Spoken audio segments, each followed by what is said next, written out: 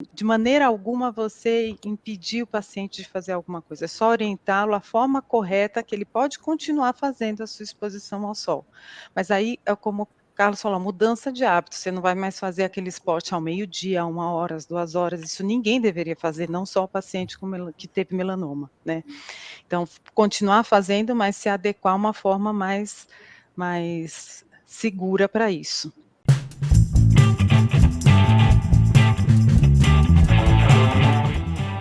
Boa noite a todos.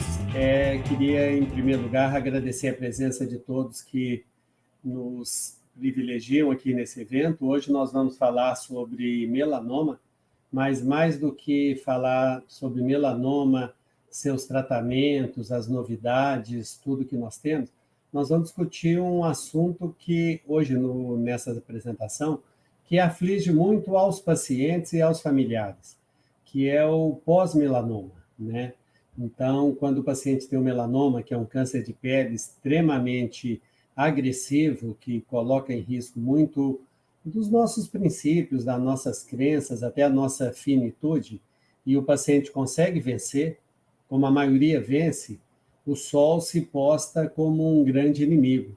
Por quê? Porque o melanoma vem da pele e tem uma relação que não é pequena com a exposição solar, não só para todos os pacientes. E aí o pós-melanoma, não raro, fica tão ruim ou tão grave quanto o ter tido melanoma. Então, eu já tive pacientes que perguntam, nunca mais vou poder tomar sol? Minha casa tem piscina, ou eu sou sócio do clube com a minha família, nós vamos ter que vender a cota, ou nós nunca mais vamos à praia? Então, o objetivo desse evento não é definir nenhum consenso que obrigatoriamente tenha que ser seguido, mas ter aqui conosco dois dos maiores especialistas do Brasil, a doutora Bianca, dermatologista, coordenadora do Serviço de Oncologia Cutânea do Hospital AC Camargo, em São Paulo, ex-presidente do GBM, então entende tudo de oncologia cutânea, câncer de pele, melanoma, que vai estar conversando com o doutor Marcos Bolívar Malaquias, que é um dos líderes nacionais na área de cardiologia, ex-presidente da Sociedade Brasileira de Cardiologia, retornou agora de um estágio em fellow em Harvard. Então, os dois vão falar no melhor interesse do paciente, uma abordagem que seja mais saudável, que seja mais holística, mais realista. E, coordenando esse debate, nós vamos ter o professor Carlos Barcal, do Rio de Janeiro, um dermatologista extremamente experiente, mas mais que isso, uma pessoa que capta bem a necessidade dos pacientes, do enfrentamento da doença, lida com muita gente, forma muita gente, e com certeza vai abrilhantar muito o nosso evento. Esqueci de me apresentar no início, eu sou Alberto Weinstein, sou cirurgião oncológico aqui de Belo Horizonte. Esse evento ele é organizado pela Health Expert, que é uma associação sem fins lucrativos, que visa única e exclusivamente difundir conhecimento médico, não só para a população médica, mas para a população leiga. E com isso nós temos alguns patrocínios que são apresentados aí no alto da tela, que permitem que a gente faça esse evento. Esse é o segundo que a gente faz na área de oncologia cutânea e melanoma. Espero que venham a ter muitos. Então, muito obrigado à presença de todos, parabéns aos palestrantes e ao coordenador, e desejo a todos um evento extremamente proveitoso e útil para tornar o nosso dia a dia, nossa vida melhor. Muito obrigado e bem-vindos.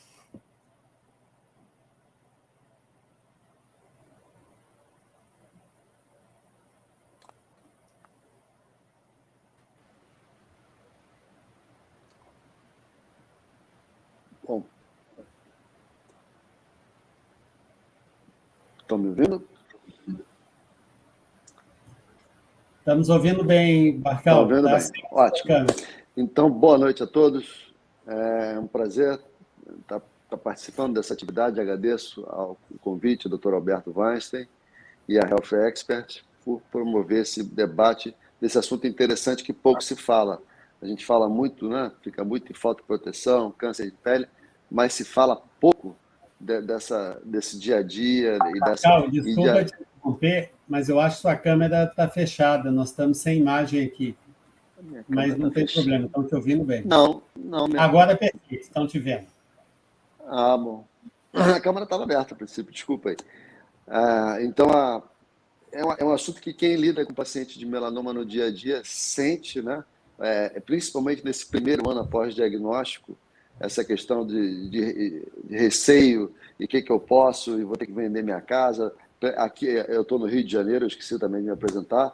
Eu sou professor associado da Universidade do Estado do Rio de Janeiro, professor de dermatologia da Universidade do Estado do Rio de Janeiro, e focado bastante em oncologia cutânea. Então, a gente vê muito melanoma e lida muito com esses pacientes no dia a dia. Então, é um prazer participar de uma mesa com essa, e acho que, assim como o Grupo Brasileiro de Melanoma, o fato da gente juntar uma equipe multidisciplinar, tendo um cardiologista, inclusive uma dermatologista e um cirurgião oncológico, eu acho que isso dá uma abrangência muito boa, ainda maior, para o evento. Os palestrantes já foram devidamente apresentados, eu vou só reiterar. O professor Marcos Malaquias é professor da Universidade Federal de Minas Gerais, se eu não estou cometendo nenhum equívoco, mas é isso. Fez doutorado na USP, fez pós-doutorado em Harvard, ex-presidente da Sociedade Brasileira de Cardiologia, e é um prazer tê-lo aqui. Muito boa noite. E a doutora Bianca, em seguida. A doutora Bianca é médica do AC Camargo, em São Paulo, médica dermatologista do Hospital AC Camargo, em São Paulo, né, e mestre e doutora em oncologia cutânea pela Fundação Antônio Prudente. Boa noite aos dois. Eu desejo uma ótima apresentação. Boa noite a todos. Boa noite a todos. Me ouvem e me veem? Sim, professor. Sim, obrigado. Bom, eu quero dar uma boa noite a todos, agradecer, sensibilizado o convite da Health Experts para estarmos juntos aqui. Na verdade, o meu tema é sobre os desafios e as contradições da arte de cuidar, nesse dia tão especial que é o Dia do Médico. Os temas que serão abordados sobre melanoma deixarei mais para a Bianca, para o Carlos e também para o Alberto, e vou falar um pouquinho sobre essas muitas facetas que envolvem a nossa profissão nesse dia tão especial e nessa grande contradição que temos entre sugerir aos pacientes que façam uma coisa ou que façam outra, que tomem condutas ou não acerca da prevenção das doenças, falar um pouco sobre esse conceito de prevenção que vem mudando tanto ao longo do tempo e como nós, médicos, podemos obter talvez o que seja o melhor, que é a adesão dos pacientes às nossas indicações e aos nossos tratamentos. Primeiro, refletir que se hoje a medicina e há médicos, na verdade, nem sempre foi assim. Na verdade, a arte de curar, ela sempre existiu desde os primórdios da civilização. Esse é o papiro de Ebers, que já fazia lá em 1550 a.C. no Egito, citações de tratamentos e de condutas para a prevenção de doenças e para o tratamento de doenças. É claro que nós não entendemos que essa linguagem, todos esses símbolos que aqui estão, mas já podemos entender que não existia praticamente a figura do médico, mas já existia alguém que se dedicava a cuidar dos outros. E ao longo do tempo, isso obviamente foi sendo modificado, às vezes com a intenção de curar, o bem-querer das pessoas estarem melhor do que estão, mas até com alguma dose de comércio e até charlatanismo ao longo do tempo. Nós podemos dizer que a medicina mesmo começou com Hipócrates aí, também lá no Egito Antigo, né? Aliás, na Grécia Antiga, 460 a.C. a 377 a.C., essa foi a vida de Hipócrates, que, na verdade, não tinha conhecimento científico, não existia ciência ainda naquela época. Então, por que dizemos que Hipócrates é o pai da medicina e que a medicina começou praticamente naquela época? Porque Hipócrates, apesar de não ter ciência, ele tinha observação, mas, acima de tudo, ele criou a ética. Uma ética que é o pilar da nossa profissão e que rezamos todas as vezes que nos formamos, fazemos o juramento de Hipócrates, um pouco modificado ao longo do tempo, não dá para jurar mais o que ele jurava naquela época da Grécia Antiga, mas juramos, obviamente, ter ética. Então, a medicina não nasceu na ciência, nasceu na ética. E até hoje, se temos os fundamentos da ciência, nós temos que lembrar que estão presentes os fundamentos da ética e, acima de tudo, a arte de curar que vai além da ciência. Se fizermos a medicina só com ciência, vamos deixar uma grande parcela do lado. E vejam como era a medicina daquela época. Em alguns conceitos, como, por exemplo, o conceito que traz o símbolo da medicina, que é o bastão e a cobra, ou seja, estão lá os curadores da época, os médicos da época com a cobra, que eles achavam que tinham no seu veneno poderes curativos, ou seja, ela pode levar tanto à morte quanto à cura. Conceitos que já se modificaram ao longo do tempo, mas que, sem dúvida, nessas pessoas estava inserida a arte de querer cuidar, de querer trazer mais saúde às pessoas. E nasceram de lá conceitos que até hoje estão aí, como, por exemplo, o exame físico, né? Fundamental, que hoje passamos a questionar em função de telemedicina e de tudo isso, mas o exame físico também nasceu disso. Vejam que da Grécia Antiga, antes de Cristo, até a Idade Média, aqui demos um salto de séculos, né? Vejam aqui, nesse quadro, a medicina não se modificou muita coisa. Era justamente a arte da observação, entender um pouco sinais e sintomas, muito poucos exames, muitos poucos dados do exame físico, né? Mas, acima de tudo, como está mostrando lá o nosso médico, pensando, raciocinando e tentando entender qual a origem da doença e como é que nós poderíamos abrandar aqueles sintomas, mas, obviamente, de uma forma bastante empírica. Não existiam muitos elementos, não existiam aparelhos, e realmente a medicina não avançou ao longo de todos esses séculos. Um dos primeiros aparelhos que surgiu na medicina foi o estetoscópio Laennec. Vejam aqui o salto que já deu no início do século XIX, né? Que ele criou, ele que era músico, criou então o estetoscópio para justamente ouvir melhor, isso até porque constrangido que ficava de colocar o ouvido no tórax de pacientes, principalmente do sexo feminino. Então, ele enrolou um canudo de papel, inicialmente, ao ver crianças fazerem a comunicação com um canudo de papel, viu que aquilo fazia com que ele ouvisse até melhor do que colocando a orelha no tórax dos pacientes, e depois criou o primeiro estetoscópio do tipo Pinar, aí agora com madeira, que depois se transformou no estetoscópio que nós bem conhecemos.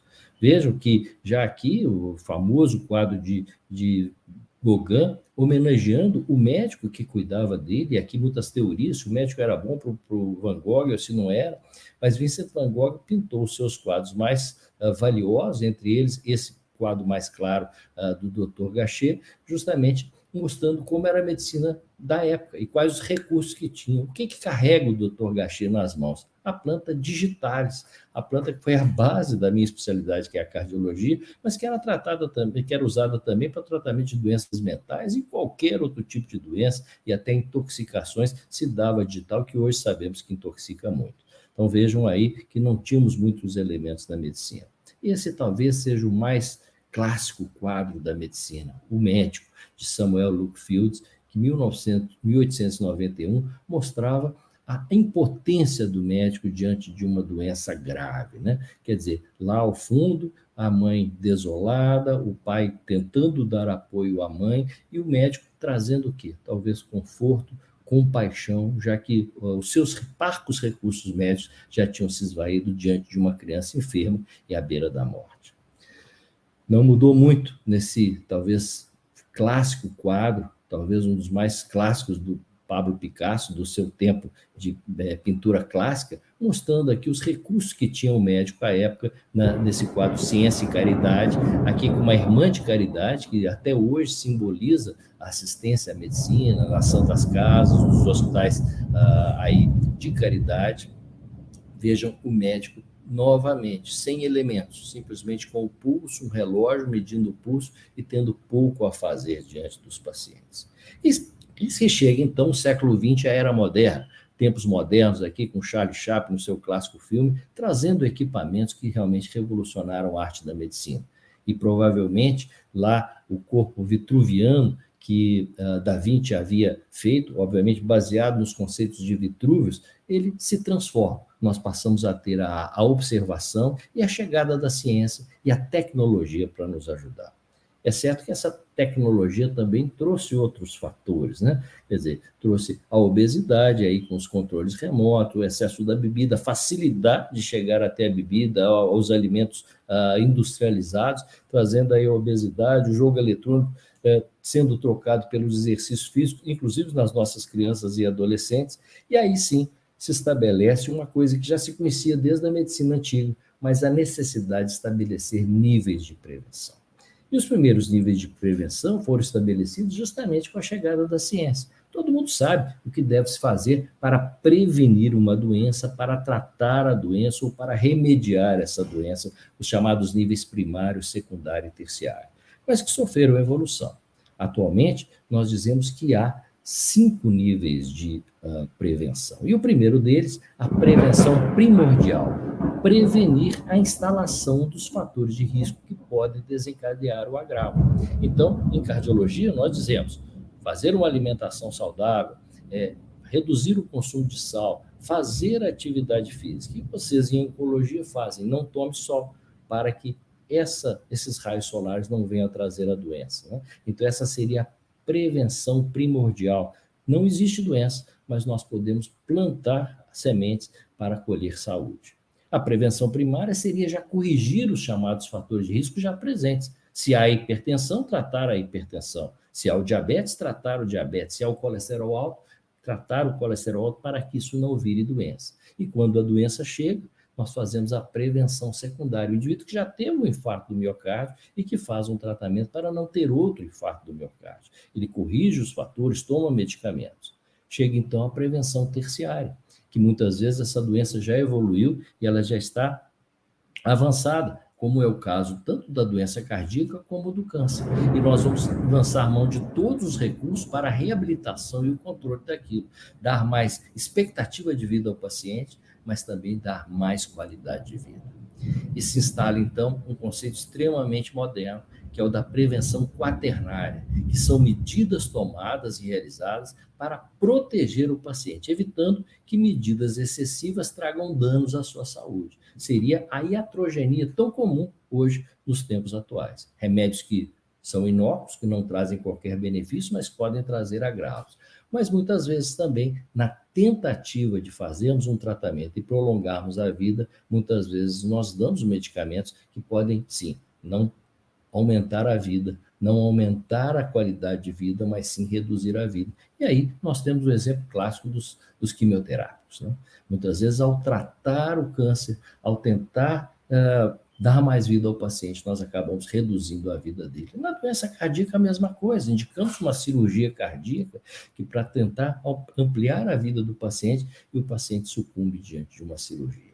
Então, veja como é difícil essa arte de cuidar. Temos todos esses conceitos e a arte da prevenção está em todas as fases da doença. Muito antes que a doença apareça, muito antes que o fator de risco apareça, já há o aconselhamento. E como é difícil a nossa missão de tomar decisões e auxiliar o paciente para que ele tome as melhores decisões. Será que temos esse poder e temos essa empatia?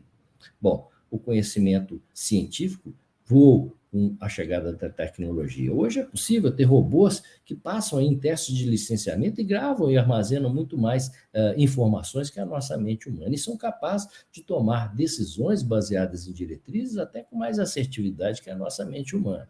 Será que os robôs vão substituir os médicos? Nós sabemos que não. O que nós temos que é nos aliar aos robôs. Já temos o Da Vinci, o robô cirurgião e uma série de outros equipamentos que hoje nos auxiliam. Não temos que brigar com a tecnologia, nós temos que aliar a elas.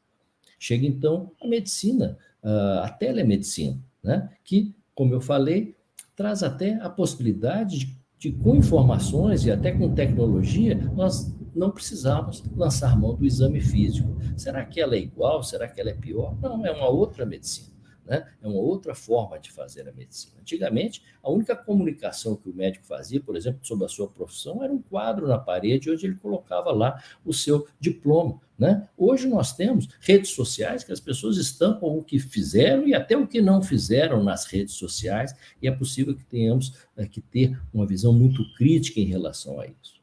Por quê? Mentiras confortáveis são sempre mais bem recebidas que verdades inconvenientes? Será que nós médicos nós temos mais mentiras confortáveis ou verdades inconvenientes? O bom médico tem mais verdades inconvenientes e nem sempre agrada.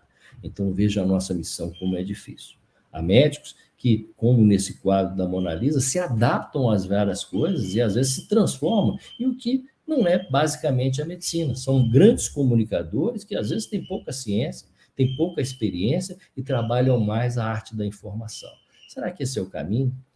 Nós pesquisamos um pouco sobre o perfil dos médicos e se eles têm realmente esse exemplo a dar às pessoas. É claro que essa pesquisa que fizemos foi no âmbito da cardiologia e vejam aqui, nós falamos tanto das pessoas terem autocuidado, de tempo à família, tanto ao lazer, mas vejam aqui, no autocuidado, 30% até 40% se dizia aqui descuidado com a saúde. Pouca gente tinha tempo dedicado à família significativo.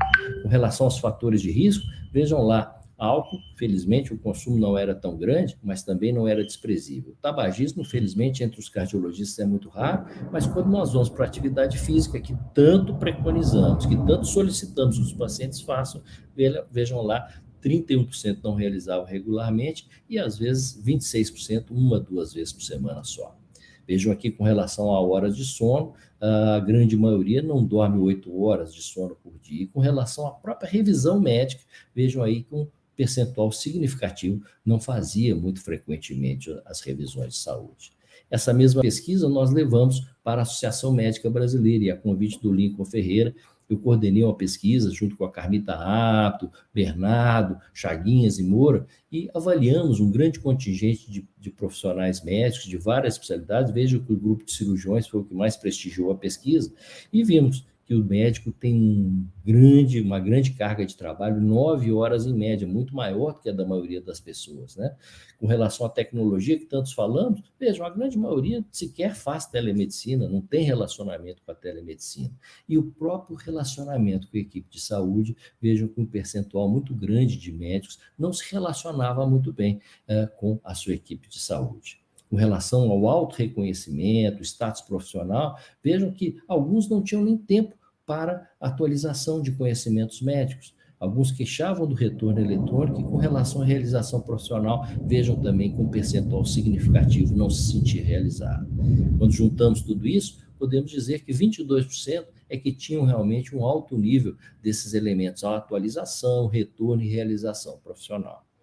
Com relação àquelas atividades de lazer, também vejam que lá 47% diziam que era péssimo o seu tempo dedicado ao lazer, quer dizer, não tinha tempo para o lazer e alguns com notas insuficientes também para conhecimentos gerais, atualidades, e quando chegamos na prática de esportes, também vejam lá que 31% não faziam, alguns faziam com menos frequência do ideal. Com relação aos cuidados com o corpo e mente, vejam lá a qualidade do sono e até a qualidade da atividade sexual era uma queixa da maioria dos colegas, mostrando aí 14% de pessoas que realmente envolviam qualidade de vida, atividade sexual de qualidade, realmente com quantidade, qualidade do sono e até a questão da espiritualidade. Também falamos sobre aposentadoria e família, né? E perguntamos um fato muito importante. Vocês gostariam que seus filhos fossem médicos como vocês? Vejam, 38% disseram tanto faz, 27% sim, 23%, quase o mesmo percentual, disseram não quero que meu filho seja médico. E alguns disseram, bom, pelo menos um dos filhos poderia ser médico, né? Então, o resumo disso é que, muitas vezes, o que nós preconizamos para os nossos pacientes, nem sempre nós fazemos. Eu sei que Alberto quer que nós falemos aqui sobre a exposição solar, mas quem sabe nós levarmos isso para todos esses aspectos. Fazer exercício, horas de lazer, para sono, alimentação adequada, controle de peso adequado. Será que realmente nós somos os melhores exemplos para os nossos pacientes? Como deve ser o médico atual? Não há receita. Mas, sem dúvida, nós temos que buscar dos médicos antigos o bem-querer, a compaixão, muitas vezes esquecidas no tempo da tecnologia, no tempo de tanta ciência baseada em evidência. Os médicos antigos não tinham esses elementos, não tinham nem muitos elementos de diagnóstico, né? Um simples estetoscópio, como foi lá no caso do Laennec, mas eles tinham o bem-querer, tinham a compaixão e tinham a proximidade com os pacientes. O médico moderno tem a tecnologia, ele tem a inteligência artificial, ele tem a ciência e tem as evidências para a tomada de decisão. Tem guidelines que, quando a gente está em dúvida, a gente recorre aos guidelines. Que tal, então, unirmos todos esses elementos para sermos um médico talvez melhor do que somos? E, em vez de sermos médicos que proíbem, sejamos médicos que orientam. Eu digo sempre que quem proíbe está na área jurídica, delegados, juízes, magistrados. O médico deve orientar, ele deve trazer o respeito para que o paciente possa seguir essas orientações. Eu termino com frases de Mahatma Gandhi, que dizia que há 7 perigos da virtude humana: riqueza sem trabalho, prazer sem consciência, conhecimento sem caráter, negócios sem ética, ciência sem humanidade, religião sem sacrifício, política sem princípios. E eu acrescento, nesse dia do médico, assistência sem sensatez, medicina sem amor. Eu acho que esse talvez seja um bom conselho para darmos nesse dia dos médicos. Muito obrigado por essa oportunidade de estarmos juntos hoje. Grande abraço.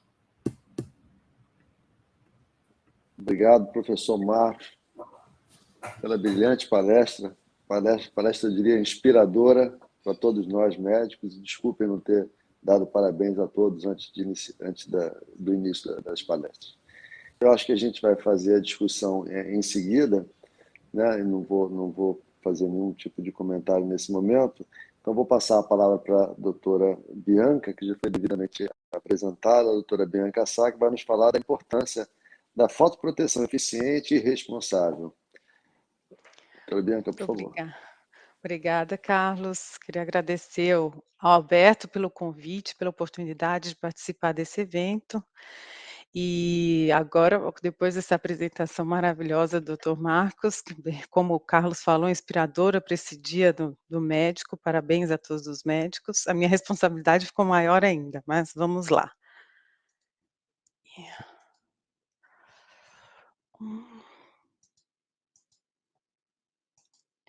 Como vocês estão vendo a minha apresentação, eu estou...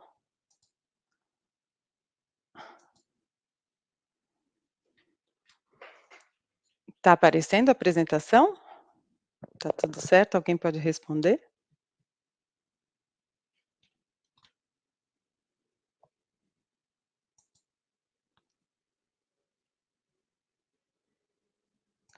Então, vamos lá.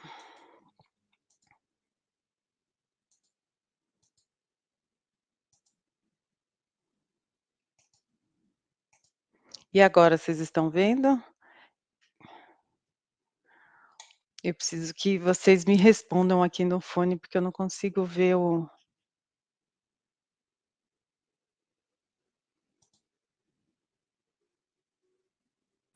Agora sim a gente consegue ver, Bianca. Agora acho que é só ampliar a tela, tá? Só botar no modo apresentação. Você consegue? Então, mas para mim está parecendo muito pequeno. Eu não Então, consigo mexer nela. Não consegue mexer nela. Não sei se alguém da Health Expert quer auxílio. Melhorou? Não. Vamos ver se agora... Eu não...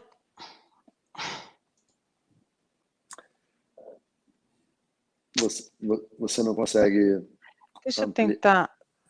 Deixa eu tentar compartilhar de novo. E aí você me avisa aqui no áudio, porque eu tive que voltar para ver o que estavam falando comigo. Aí você me disse se foi. Espera aí, Tá bom. estou voltando. E agora, vocês estão vendo? Não.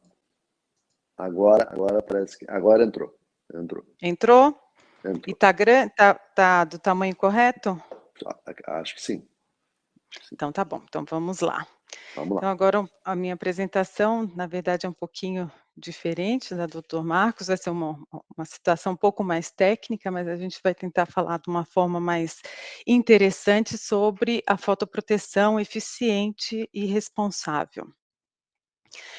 Para a gente falar em fotoproteção eficiente e responsável aqui no nosso país, é de extrema importância, uma vez que a gente vai ver, inclusive com dados científicos, que de fato nós temos um país muito ensolarado e durante o ano todo, mas ao mesmo tempo isso faz parte do toda a nossa, situação de lazer, muitas vezes de esporte e de aproveitamento do nosso país, que é feito em grande parte ao ar livre.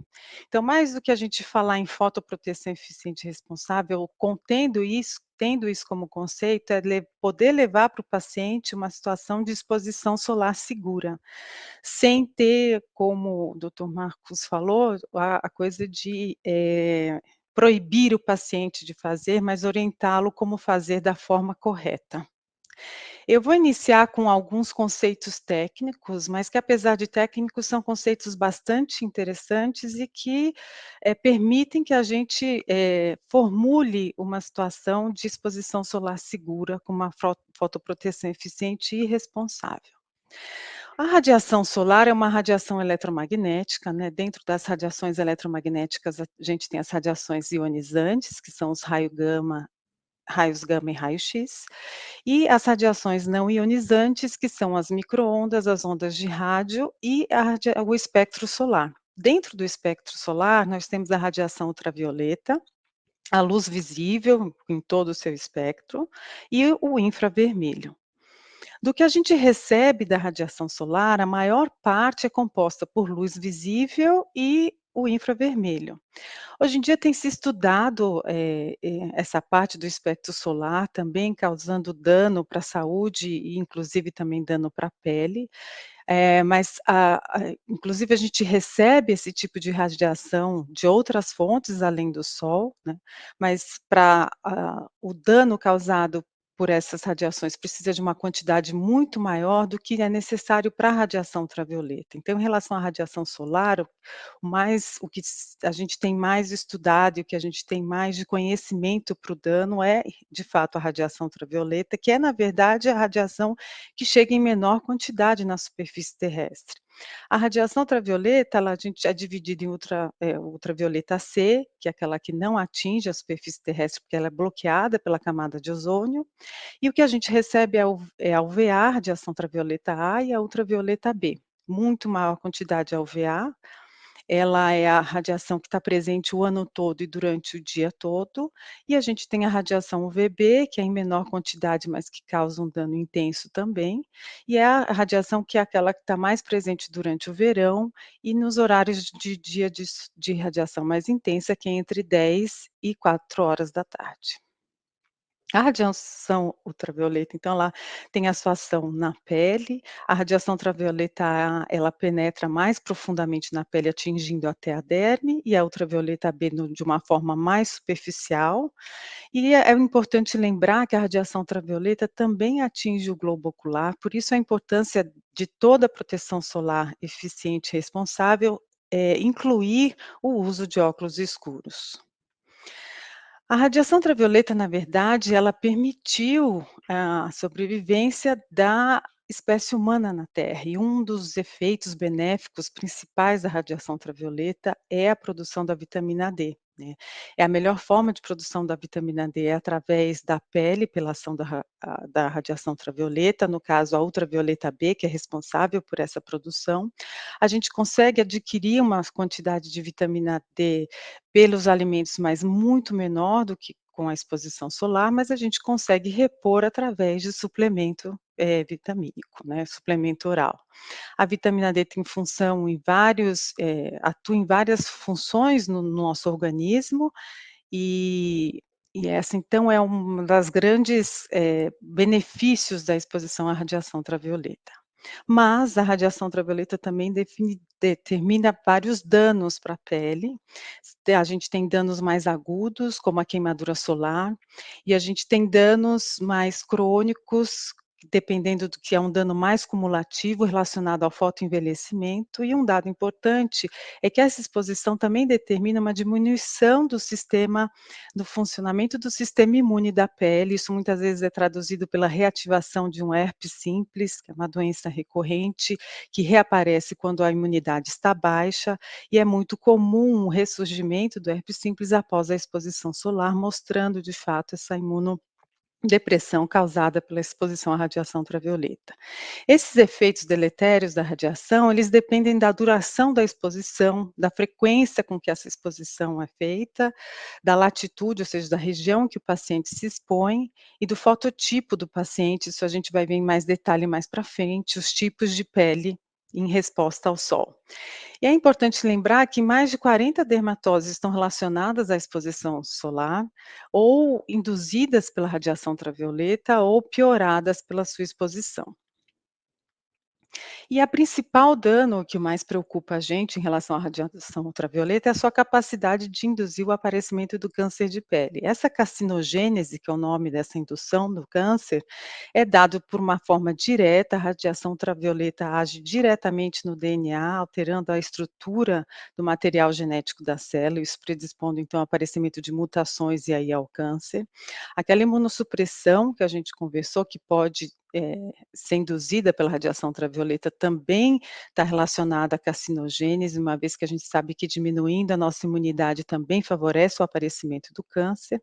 E além disso, a radiação ultravioleta, de uma forma indireta, causa uma estresse oxidativo com produção de radicais livres na célula, e isso também faz parte do mecanismo de carcinogênese induzido pela radiação ultravioleta. Aqui a gente tem os tipos de câncer de pele. O carcinoma basocelular e o carcinoma espinocelular são mais comuns, e são os que estão diretamente relacionados à radiação ultravioleta, mas a gente tem esses dois principais tipos de melanoma, que são os melanomas que ocorrem em área de exposição intermitente e em área de exposição crônica, que também estão diretamente relacionados à exposição solar, e a qualidade e o tipo de exposição solar.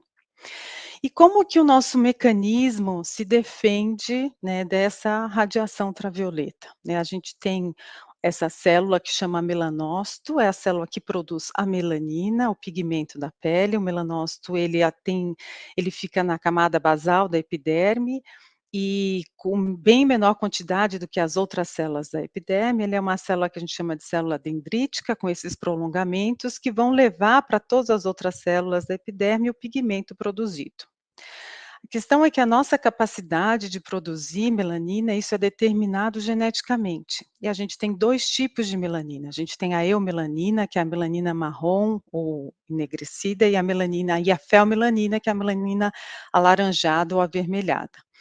A melanina que tem a função de proteção é a eumelanina. Ela absorve a radiação ultravioleta e impede com que ela haja na célula, tanto no núcleo, danificando o material genético, quanto produzindo aqueles radicais livres que a gente comentou anteriormente.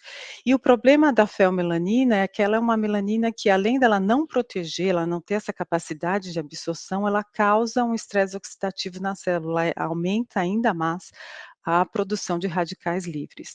A nossa pigmentação é dada por uma mistura dessas duas melaninas, desses dois tipos de melanina. E aqueles pacientes mais claros, principalmente os pacientes ruivos, eles produzem muito mais felmelanina, então o risco de exposição para eles, quando eles se expõem ao sol, eles têm uma maior produção desse tipo de melanina, com um risco ainda aumentado na produção do câncer. Aqui é uma foto de uma histologia da pele, mostrando que quando a gente produz melanina, ela vai exatamente para cima do núcleo, formando um escudo, um guarda-chuva para proteger o núcleo da ação da radiação ultravioleta. E a gente tem os diferentes fototipos ou tipos de pele que correspondem à sensibilidade da pessoa ao sol, a capacidade dela se bronzear e a chance e o risco dela se queimar ao se expor ao sol. O tipo 1 é o paciente mais claro, aquele paciente que não consegue se bronzear quando exposto ao sol e apenas se queima. O tipo 6, no outro extremo, são os negros, que eles não se queimam e sempre bronzeiam. O tipo 5 seriam os mulatos. O 4, os asiáticos, também tem um certo grau maior de pigmento. E os pacientes de pele clara são aqueles tipo 1, 2 e o 3 é um tipo mais intermediário, mas esses 3 têm a chance de se queimar quando expostos ao sol. Outro dado importante para a gente orientar uma proteção eficiente e adequada é o conhecimento do índice UV, que é uma medida de intensidade da radiação que chega na Terra e que vai ter efeito sobre a pele humana. Esse índice é classificado em baixo, com esses números, e aí esse baixo, moderado, alto, altíssimo é o risco de dano para a pele quando exposto no momento em que o índice tem essa numeração, né. Isso a gente vai ver com mais detalhe, que o índice UV acaba orientando a gente como se proteger de forma mais adequada para se expor ao sol. Aqui um exemplo de como o nosso um exemplo não, uma notificação de como o nosso país é bastante ensolarado. Aqui à esquerda a gente tem um quadro mostrando os índices UV em toda a extensão do nosso território no solstício de inverno, no dia mais prolongado do inverno, e a gente vê que praticamente em toda a extensão do nosso território a gente tem um índice UV de moderado para alto, apenas na região sul que a gente tem um índice mais baixo. E já no dia mais longo do verão, todo o território apresenta momentos em que a gente tem um índice extremo em todos os estados do país. Então, mostrando a importância de uma proteção correta no nosso país. Um outro estudo que mostra, um dado que mostra a diferença do nosso país em índice UV, né, em radiação, com a Europa, tá. Aqui a gente tem esse é um estudo que mostrou a média de índice UV em 2 anos, em todos os dias do ano, entre 2011 e 2013, em São Paulo e Paris. Aqui a gente tem a mínima e aqui a máxima, e nesse retângulo é o dado de 50% desses dias como ficou o nível de índice UV. E a gente vê que fica, na grande maioria das vezes, entre moderado a alto, né. O dia mais de índice UV mais intenso em Paris corresponde ao que a gente tem em 50% dos dias do ano, mostrando a diferença de grau de insolação no nosso país. E alguns dados importantes que afetam, que é importante o nosso conhecimento e que alteram o grau de exposição. A gente sabe que as nuvens e a poluição, elas bloqueiam a radiação infravermelha, mas não bloqueiam a radiação ultravioleta. Até 90% dos raios UV atravessam as nuvens. A altitude é outro, eh dado a ser avaliado. A gente sabe que o índice UV aumenta 4% a cada 300 metros de altitude. Os países mais perto do Equador têm 5 vezes mais, radiação mais intensa do que a gente tem nos polos da Terra, por exemplo. A gente sabe que essa radiação é mais intensa no verão e entre 10 e 15 horas do dia, né, 60% dos raios UV são recebidos neste período. E outro dado importante é a gente pensar nas superfícies refletoras. Esse quadro aqui é bastante, informativa. A gente vê que na sombra a gente reduz em 50% a incidência da radiação ultravioleta, então a importância da sombra a gente vai ver na orientação para o paciente, né. Mas a areia, por exemplo, ela reflete 25% dos raios UV. A neve reflete até 80%. E quando a gente está dentro d'água, a gente recebe 40% da radiação UV. Dentro de casa, a gente pode receber de 10 a 20% do que a gente receberia estando fora de casa, lembrando que a radiação ultravioleta B é bloqueada pelo vidro, mas não a radiação ultravioleta A. E outro dado muito importante é que as crianças apresentam uma maior penetração da radiação ultravioleta B, pois elas têm uma menor quantidade de produção de melanina e um extrato córneo menos espesso. O extrato córneo é a porção mais superficial da pele e serve também para proteger, refletindo os raios ultravioleta. Como essa camada é mais fina nas crianças, a sua absorção é maior. Então, a importância da proteção na criança, e porque a gente sabe que muito dos cânceres estão relacionados à exposição e queimadura solar nessa faixa etária. Até os 18 anos de idade, a gente recebe pelo menos 50% da radiação que cumulativamente irá danificar a nossa pele. Então, é muito importante a proteção na infância e na adolescência. E como que a gente pode fazer, então, uma proteção solar? A gente tem as barreiras físicas, né, aqui a gente tem o guarda-sol ou qualquer sombra, como a gente explicou a importância da sombra, o uso de chapéu, o chapéu de preferência de aba larga e de preferência em relação aos bonés e viseiras que protegem menos do rosto. A gente vê aqui que o chapéu de aba larga protege todo o rosto, muitas vezes o colo, pescoço e ombros. O uso de roupas, né, é importante lembrar que quanto maior a trama dos tecidos, maior essa proteção, e quanto mais escuro o tecido também.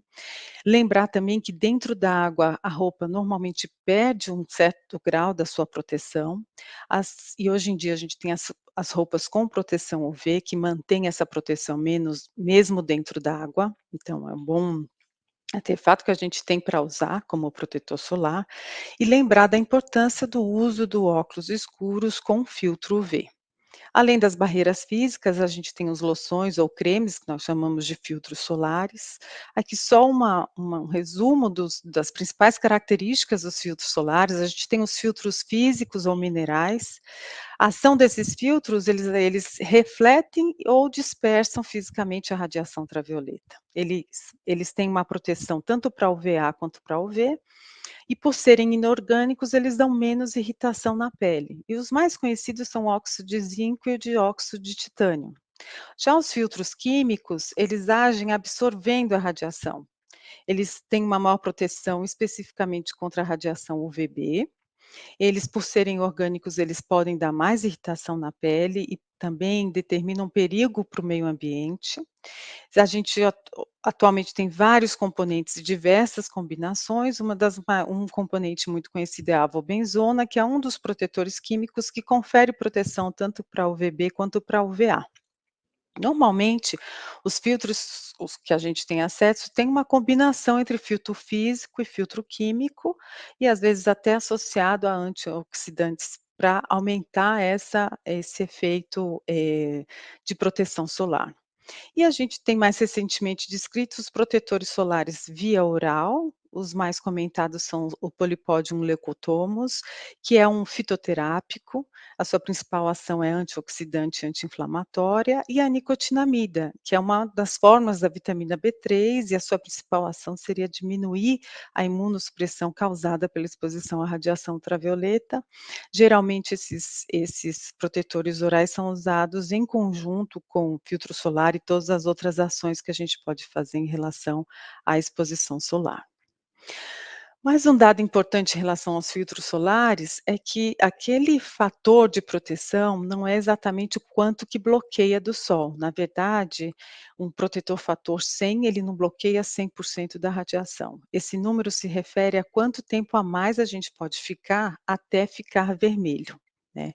Isso vai variar de acordo com aqueles fototipos de pele que nós conversamos anteriormente. Então, se você demora 5 minutos exposto ao sol para ficar vermelho, usando um fator 60, você vai demorar 60 vezes mais do que isso, para começar a ficar vermelho, é essa proteção que você terá, né. E, essa orientação, então, qual o fator mais adequado para o paciente, vai variar de acordo com o fototipo e também de acordo com o índice UV do momento em que ele estiver sendo exposto. Então, essa é uma outra coisa a ser associada na hora de orientar o filtro solar para o seu paciente. E aqui essa é uma documentação da Sociedade Brasileira de Dermatologia, que é uma recomendação fácil de se lembrar, e que é importante, que é a quantidade correta para passar o protetor solar para que ele tenha um efeito adequado. Então, para o adulto, a base é 1 colher de chá para cada um dos segmentos, sendo 2 colheres para o tronco, e metade disso para as crianças. Então, para a gente pensar em exposição solar segura, a gente tem que usar todos esses dados que a gente conversou, e uma das formas é essa orientação para o paciente. Eu tive a oportunidade de participar desse programa de prevenção do melanoma, que foi feito em comemoração aos 15 anos do GBM, no ano de 2013, em que a gente veiculou isso para os médicos associados, para que eles pudessem distribuir para os seus pacientes em consultório. E essas são as recomendações básicas para uma exposição solar segura, né, você procurar se expor quando essa radiação for menos intensa, ou seja, antes das 10 e depois das 4, lembrar sempre do uso de óculos escuros, quando possível o uso de roupas, principalmente os tecidos sintéticos, e agora a gente tem a opção das roupas com proteção UV, preferir o chapéu de aba larga, ao invés das viseiras ou dos bonés, a aplicação do filtro para uma situação populacional, a gente orienta o mínimo do fator 30, né, que deve ser aplicado 30 minutos antes da exposição, e o mais importante é que esse filtro seja reaplicado a cada 2 horas, ou logo depois que a pessoa caia na água, mesmo que o filtro seja resistente à água, ele perde a sua função uma parte da sua função nesse momento e deve ser aplicado logo depois que cair na água. Lembrar que os pacientes calvos que não estejam usando o chapéu têm que passar o filtro solar no couro cabeludo, e que todos esses cuidados devem ser mantidos mesmo nos dias nublados. Agora, outra maneira e que é muito importante a gente se basear é em relação ao índice UV, né. Ele que vai direcionar a forma correta para a gente se expor, e a gente sabe então que os índices UV1, 2, que o risco de exposição é baixo, a gente não precisa de medidas adicionais para exposição, mas a partir do 3, que seria o moderado, sempre tem que usar o filtro solar, os óculos escuros e estar na sombra entre 12, o meio-dia e 4 horas da tarde. Nos índices de 6 a 7, onde o risco é alto, além do que a gente conversou, além do que a gente falou antes, que é o protetor solar, o óculos e a sombra nesses horários mais críticos, acrescentar o chapéu e uma roupa, de preferência uma camiseta. Nos índices UV de 8 a 10, que o risco é muito alto, além da camiseta, do chapéu, procurar um guarda-sol, e as crianças nesse com esse índice UV, elas não devem se expor ao sol de maneira alguma, da mesma forma que os adultos, quando a gente tem os índices acima de 11. Então, dessa forma, considerando tudo o que a gente conversou, a gente pode promover para o paciente uma fotoproteção eficiente através de uma orientação personalizada.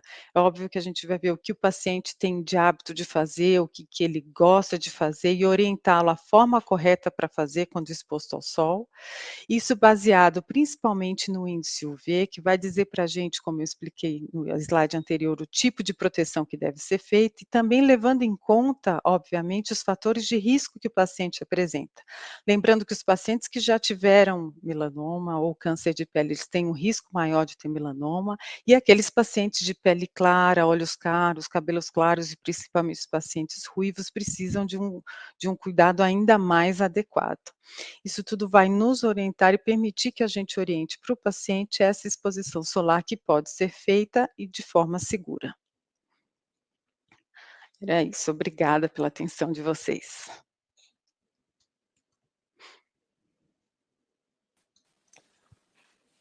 Obrigado, doutora Bianca, pela excelente apresentação. Acho que a gente pode aproveitar a presença dos ilustres palestrantes e bater um papo aqui, fazer alguma discussão, alguns breves comentários que acho que só vão ressaltar alguns aspectos aí do que foi dito, né? De abordagens bem diferentes, de algo que parece ser muito diferente, mas, na verdade, a gente está falando do bem-estar das pessoas de maneira geral, né? Agora, o professor Marcos me chamou a atenção, na verdade, até me incomodou, no bom sentido, esse comentário que o senhor fez em relação às mentiras confortáveis e verdades inconvenientes, se a gente vai ficar, né, como médico, se vai ficar do lado dessa verdade inconveniente, né? E realmente ela tem muita verdade inconveniente, principalmente quando a gente fala de melanoma, e me remeteu a um trabalho que eu li há pouco tempo, chamada 12 medidas para um atendimento humanizado.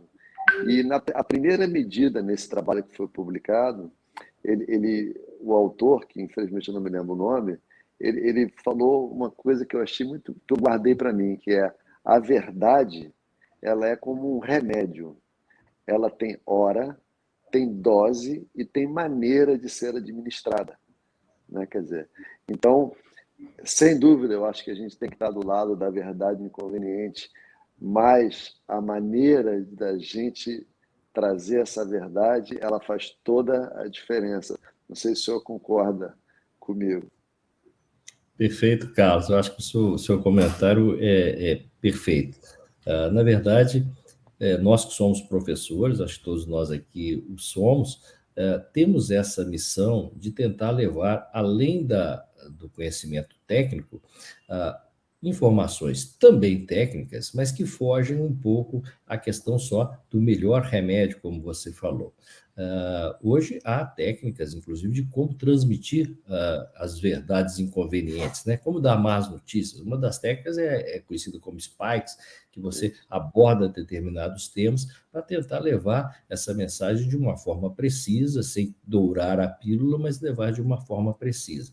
E, obviamente, há outras técnicas também para lidar, mas, sem dúvida, eu acho que cabe ao bom médico ter esse sentimento. Primeiro, é o que nós falamos, o bem-querer, querer bem ao paciente, querer bem à família. Ter a sua firmeza, porque com frequência nós ouvimos: o paciente não pode tolerar isso, ou não conte ao paciente que ele tem esse determinado fato, como um câncer, por exemplo, que vocês lidam no dia a dia, como uma doença, uma insuficiência cardíaca, que é tão grave quanto um câncer na maioria das vezes. Não diga isso ao paciente que ele não vai dar conta. Na verdade, quem não está dando conta é o próprio paciente e que quer poupar o paciente daquilo. Então, na verdade, eu acho que você colocou muito bem. Há maneiras de fazer, como o bom remédio, ser dado na hora certa, da forma correta e com precisão. E eu acho que nós devemos também refletir sobre essas questões. Eu vejo nos meus alunos, também nos meus residentes, que nós não fomos treinados para isso. Como nós podemos querer exigir desse profissional que ele tenha uma boa comunicação, né, se ele não foi treinado para isso? Então, eu acho que faz parte de nós, educadores, tanto no âmbito da faculdade, como também a cada ponto que esse colega passar na sua residência médica, discutir esses pontos que são muito importantes, reiterando sempre aquele que eu falei. A medicina hoje é uma ciência, mas ela nasceu na ética, primeiro, né? Depois, o que nós herdamos, o bem-querer, o respeito ao paciente. E, acima de tudo, se nós temos essa ferramenta e que a medicina é uma ciência, aliar esses dois lados, ou seja, um pouco de ciência, um pouco de arte e muito de bem-querer. Mas tentando fazer juntar as coisas que a gente está falando aqui, de fotoproteção, de melanoma, e sobre esse assunto que a gente está falando, essa hora de você... eu falo o perigo que às vezes, um colega alarmista para um paciente que já está alarmado no pós-diagnóstico de uma neoplasia, como o caso do melanoma, no caso em questão aqui, é um paciente que está, é uma pessoa, né, que está muito... estressada, que tá sob uma tensão intensa e que, às vezes, pode adotar e pode se apegar a dados que não são verdadeiros, né? Como a doutora Bianca deixou bem claro, né? Só 50%, nem todos os melanomas têm a ver com exposição ao sol. Então, é muito importante que a gente conheça muito bem a verdade para poder passar isso de maneira clara para o paciente, sem impor restrições desnecessárias, o que acaba deteriorando a qualidade de vida dessa pessoa mais do que o necessário, mais do que tudo que ele já passou, né? Então, a hora de fazer como explicar isso para ele é sobre isso que a gente está falando. Até agora, Bianca... De um paciente que eu tive, que teve, além do dano da doença, teve um dano financeiro por ter tido melanoma, que era uma paciente que teve melanoma e morou o tempo todo numa casa com piscina. E depois do melanoma tratado, ela somatizou que a culpa do melanoma dela era a casa com piscina. E o passo seguinte foi vender a casa de qualquer maneira, de maneira muito rápida, como se isso fizesse parte do tratamento. Então, uma abordagem que eu queria vocês fizessem, que eu acho também extremamente importante, assim, não são todos pacientes iguais, né? Então, tem pacientes com pele tipo 1, como a Bianca mostrou, paciente com pele tipo 6, paciente com 60 anos, paciente que já tomou muito sol, paciente que já tomou pouco sol. Então, tem até pergunta aqui da Malditânia, assim, que virou rotina, proibir o sol e dar vitamina D. Como que a gente chega a um ponto de equilíbrio, onde também, assim, o único fator que a gente conhece que é passível de intervenção para prevenir o melanoma e a maioria dos outros cânceres de pele é o sol. Então, como que a gente chega a esse ponto de equilíbrio entre lazer, qualidade de vida e saúde? O que vocês acham? Bianca, com você. Vamos lá. Então, eu acho, muitos pacientes vêm mesmo com essa queixa: "Eu não posso mais fazer, eu nunca mais fui para o sol". E, assim, é muito difícil a gente colocar dessa forma para o paciente e realmente não tem necessidade, ainda mais aqui no Brasil, que uma das coisas mais maravilhosas que a gente tem são as nossas praias, e a gente tem realmente, hoje em dia, muita atividade ao ar livre, e a gente sabe da importância da atividade física também, que deve ser mantida. É só, e talvez eu não tenha deixado exatamente tão claro isso na apresentação, mas a gente pode continuar fazendo uma exposição solar, mas tem que ser um pouco diferente do que era acostumado a fazer. Ninguém precisa ficar lá debaixo do sol, com um bronzeador, tomando sol, ninguém deve fazer isso. Mas você pode continuar fazendo suas atividades, pode se expor de forma adequada. E aí, toda essa informação que a gente passou é muito importante que a gente conheça e que o paciente também conheça, para que ele saiba quando que ele pode se expor, de que forma ele deve se expor, mas que ele não precisa se privar de fazer para sempre isso, né. Com certeza, os pacientes com pele mais clara são os que têm que ter mais cuidado, mas também os pacientes com pele mais morena não vão ter com tanta frequência o tipo de melanoma que a gente vê relacionado ao sol.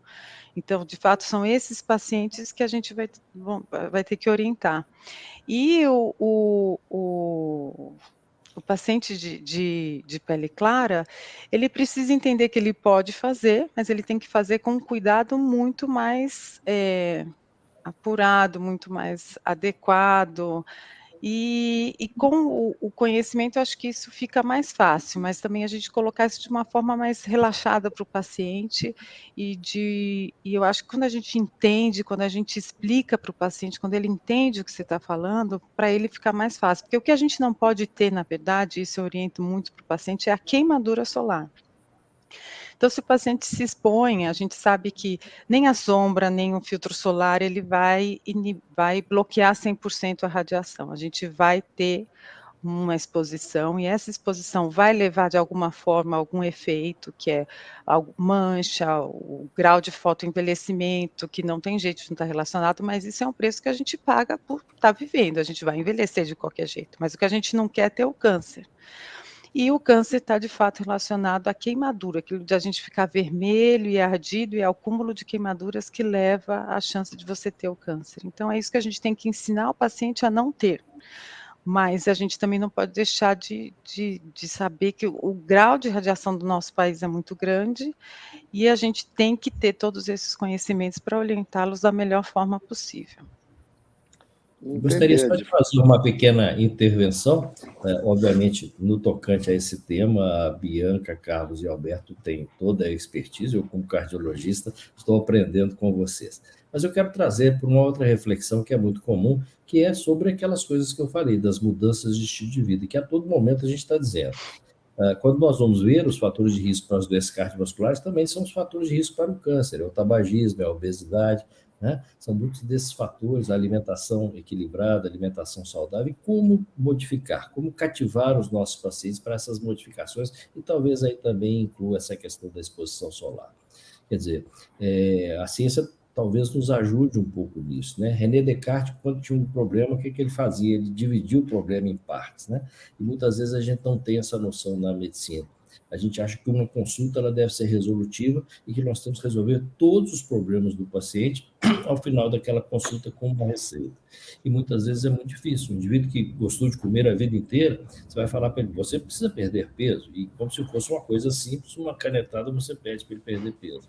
Do mesmo jeito, você vai falar, então você para de fumar, porque já você está fazendo mal, você infartou, você precisa parar de fumar. E você vai dizer, agora você vai mudar a sua alimentação, tudo que você comia, você vai deixar de comer antes. Né? Então, você encerra aquele processo ao final de uma consulta. Então, é importante usar a ciência, nós temos que dividir em partes. Né? Nós falamos daquilo, dividimos, muitas vezes dividimos até com outros profissionais, equipes multiprofissionais que nos ajudem de maneiras diferentes, que tenham até uma expertise maior nisso. Mas se isso não é possível, nós dividimos aquilo e nas próximas consultas, hoje nós vamos falar então sobre a questão da radiação solar. Hoje nós vamos falar um pouco sobre o tabagismo. Que tal nós abordarmos nessa consulta? Que tal marcarmos uma outra consulta no outro dia para falarmos sobre a questão da dieta? Gente, é muito difícil mudar tudo numa consulta só. Então, a experiência que a gente tem em doença cardiovascular, que a todo dia nós estamos modificando o estilo de vida das pessoas, e muitas vezes o indivíduo sai daquela consulta, ele chega na consulta já pensando, eu vou lá, o médico vai pedir para parar de fazer tudo que eu gosto de fazer, que é comer muito, ir no churrasco no final de semana, tomar cerveja sem contar com os meus amigos, fumar o meu cigarro, e ele vai me dar aquela lista de proibições. Ele já chega com essa expectativa e, ao final da consulta, ele sai. Realmente era o que eu esperava, era o que o médico pediu para fazer. Então, o que geralmente eu trago, eu falo assim, eu converso, costumo dizer qual que é a sua expectativa, o que você conhece sobre esse tema. O que nós podemos, o que eu posso lá te esclarecer? Então, essas informações, como a Bianca trouxe, são extremamente esclarecedoras, mas é muito difícil. Veja, o tempo que nós gastamos para discutir sobre isso, você colocar tudo isso numa consulta. Então, uma das ideias que eu tenho vem lá de Descartes. Vamos dividir o problema, falar disso em mais vezes, né? Reiterar sobre isso e, na verdade, anotarmos na nossa papeleta lá ou no nosso prontuário eletrônico para voltar sobre esses temas, se nós não conseguimos a adesão do paciente às mudanças de estilo de vida. Só respondendo de maneira objetiva aquela pergunta que você fez, Alberto, em relação à vitamina D, esse é um assunto controverso, que eu acho que já foi amplamente discutido e falado, e a controvérsia ela reside no fato de que o ultravioleta B, que predomina, né, justamente no horário ruim, que é de 10 às 2, é o pico do ultravioleta B que provoca maior síntese de vitamina D na pele. Então, quer dizer, o sol ruim, ele é melhor para você fabricar vitamina D. Só que a gente está falando de 15 minutos em um membro. Então, deixar a perna ali, 15 minutos, ou o braço, ele seria suficiente. O que é perfeitamente dá para substituir, uma vez se você estiver repondo a vitamina D, acabou essa necessidade. Isso. Né? Então, eu acho, mas eu sou contra você restringir exposição solar. Eu acho que a primeira coisa que eu falo para esse paciente é não deixe de fazer nada, né? Agora, com responsabilidade. A diferença do remédio para o veneno é a dose. Faz, mas faz moderado, faz pouco, você não vai ter queimadura solar. Há muita confusão também em relação a essa questão. Às vezes a pessoa vai na consulta com o dermatologista fala, olha, né, se afasta do sol, usa uma burca. Agora, por que esse paciente foi no dermatologista? Por uma queixa estética de um melasma. Eu concordo com o colega que passou isso. Quer dizer, se o paciente tem uma condição estética que mancha e que pode ser agravada até pela luz do computador, aí tudo bem, um outro tipo de fotoproteção. O que a gente está falando aqui é câncer em relação à fotoproteção, não é esse sol do dia a dia que vai provocar o câncer. O que vai provocar o câncer, como a doutora Bianca bem explicou, são episódios de queimadura solar. Né? Então, a questão da vitamina D, eu acho que ficou clara, e isso daí também. Era isso, Alberto, que você tinha perguntado? Isso, agora eu queria fazer uma pergunta para você, a Bianca, e o Marcos até comentar, porque o problema cardíaco afeta aquele paciente que infartou, que está na sua frente. O melanoma tem um impacto na família, porque o parente de primeiro grau tem um risco um pouco maior, ou dependendo do viés, bem maior do que a população geral de ter melanoma. E a mudança de hábito quanto à exposição solar do pai ou da mãe impactou a família toda. Então, tem famílias que eles nunca mais vão na praia, nunca mais vão no clube. E é fato que o parente de primeiro grau tem um risco maior de vir a ter melanoma. Mas, por outro lado, também, você transformar uma família, um casal jovem, com 2 filhos de 5 e 4 anos, e eles vão ser diferentes dos amigos deles a vida toda, é uma coisa errada. Por outro lado, Carlos é do Rio de Janeiro, deixar eles na praia, torrando no sol e descascando todo final de semana, é uma irresponsabilidade. Então, qual que é o ponto de equilíbrio, de orientação para o familiar, sabe? Então, assim, no primeiro ano tem uma solidariedade enorme ao paciente, ninguém faz nada que o paciente não faça. Mas depois a família cria hábitos que eles vão levar para o resto da vida. Qual recomendação que vocês dariam? Tem muitos pacientes aqui ouvindo a gente também, e muitos médicos que estão ouvindo esse tipo de recomendação para orientar o paciente. A gente já tem um consenso que não pode proibir, já tem um consenso que não pode ter dano solar agudo, FL de bolha. Qual que é o ponto do equilíbrio? Assim? Só antes de falar do ponto do equilíbrio, vou deixar a Bianca responder o ponto do equilíbrio. Só uma coisa que eu acho fundamental é falar que fotoproteção não é igual a filtro solar. Fotoproteção começa com hábito, começa com sombra, começa com roupa, e também o filtro solar. Aproveitando que a gente tem também um público leigo assistindo, porque muitas vezes o tiro sai pela culatra, quer dizer, a pessoa passa o filtro solar, em geral de maneira inadequada, e acha que está com uma armadura e que com isso aí ele pode ficar meio-dia lá pegando sol. Não é isso, não é essa a ideia, né? Eu acho que a busca do equilíbrio na vida como um todo, eu acho que é a busca, né? O que é mais difícil, acho que na vida, é você atingir o equilíbrio. Eu vou deixar essa pergunta, que não é simples, vou deixar para a doutora Bianca responder. Olha, bem interessante o que você falou, Carlos, da mudança de hábito, eu acho que é por aí. E, na verdade, essa mudança de hábito não tem que ser só para o paciente com melanoma, né? Não é só para o paciente que teve melanoma que tem risco de ter câncer. Eu tenho todos os carcinomas da pele que estão ainda mais diretamente relacionados ao sol do que o melanoma. Como o Carlos falou, tem alguns melanomas que nem relação ao sol têm, mas os mais comuns, de fato, têm.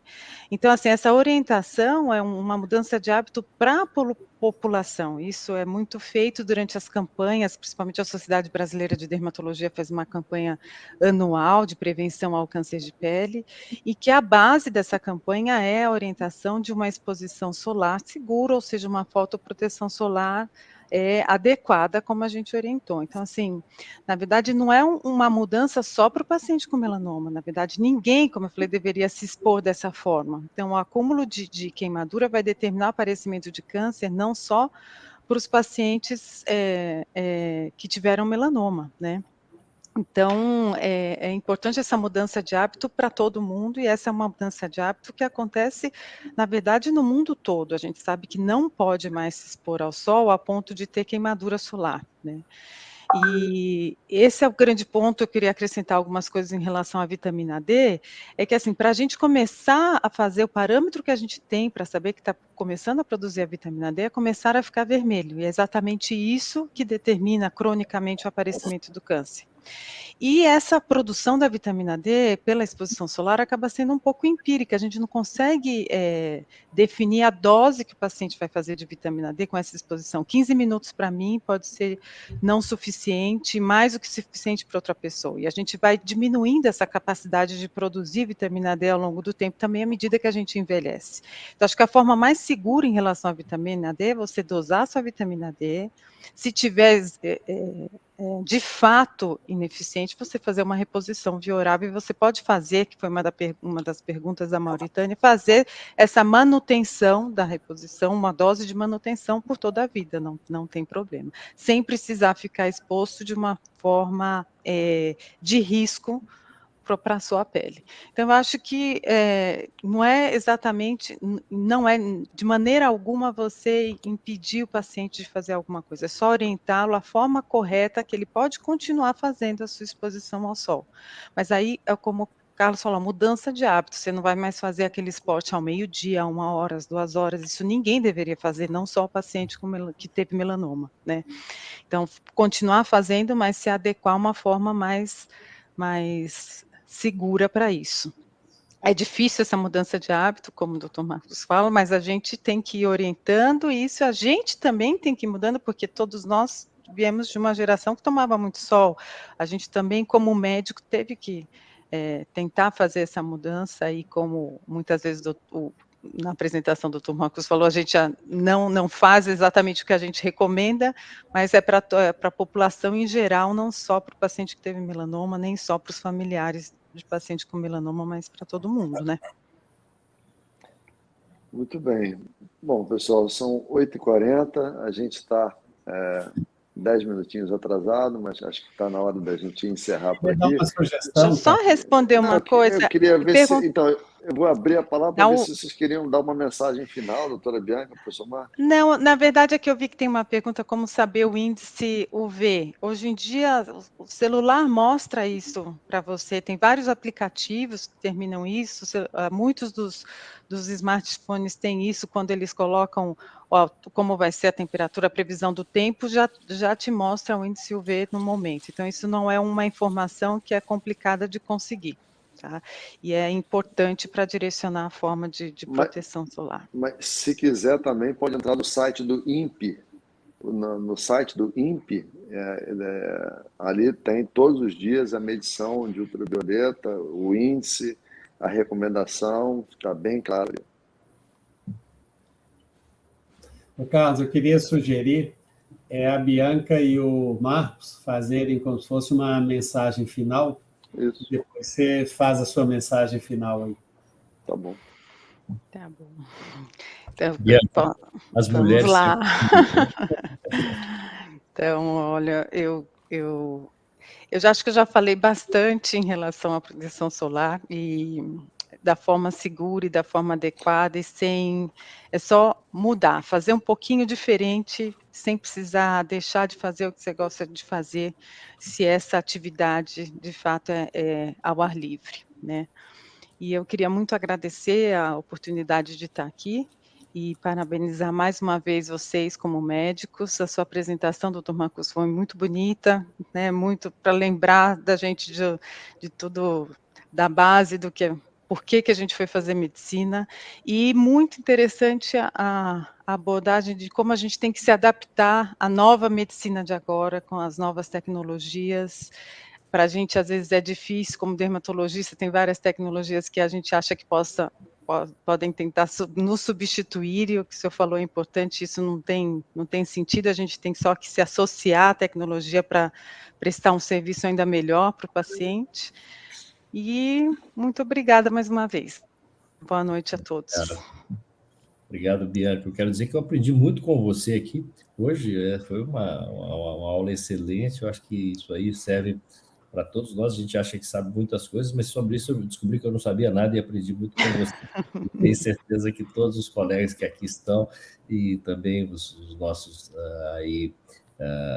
amigos não médicos também aprenderam muito. Eu só tenho a agradecer o convite do Alberto, um amigo querido, professor querido, nosso amigo de muito tempo, a vocês, de todo o grupo que participa dessa conferência, a Health Expert, por essa oportunidade, dizendo que nesse dia tão especial, que é o Dia do Médico, eu acho que é um dia da gente refletir um pouco sobre isso. Nós escolhemos fazer medicina, acima de tudo, porque queremos salvar vidas, e há muitas maneiras de salvá-las, né?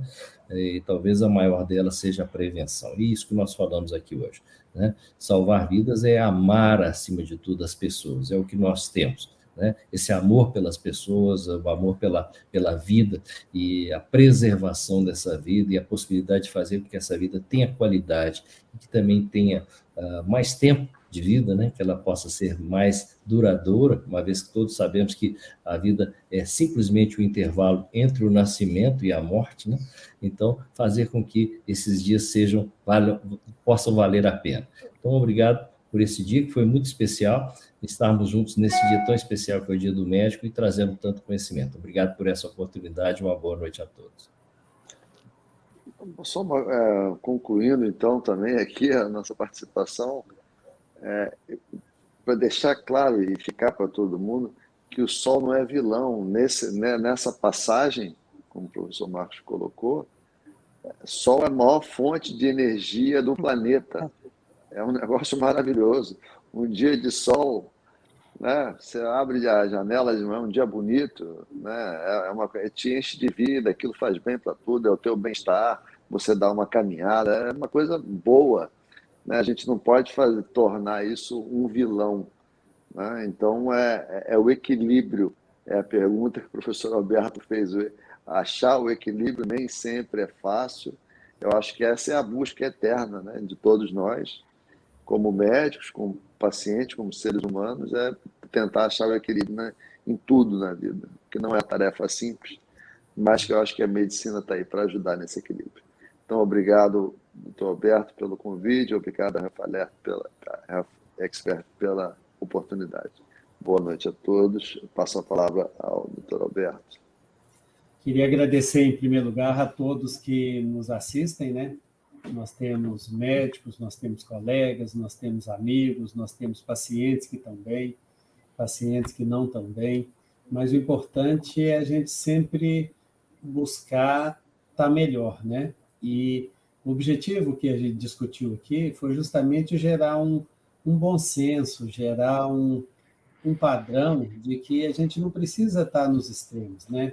O médico, igual o Marcos e todos mostraram aqui, ele está para ajudar o paciente, e ajudar o paciente engloba todos os sentidos. Então, é operar quando precisa, dar medicamento quando precisa, dar orientação precisa, que pode ser os extremos de proteção absoluta da pele quanto ao dano solar, mas existe também a possibilidade do paciente ter uma vida saudável, uma vida feliz, que é o objetivo de todos nós aqui. Então, assim, eu agradeço muito a todos que falaram aqui, agradeço a Health Expert, agradeço aos patrocinadores, à Saúde Digital que viabilizou o evento, e principalmente fica a mensagem, não só para quem nos assiste, mas para que transmitam para todos os outros o conceito de que precisa cuidar da pele, precisa olhar a pele com muita atenção e que tenham todos uma vida extremamente saudável e feliz. Espero nos encontrarmos em breve aqui ou em outros eventos. Obrigado a todos e boa noite. Boa noite. Obrigada. Tchau, tchau. Boa noite. Tchau.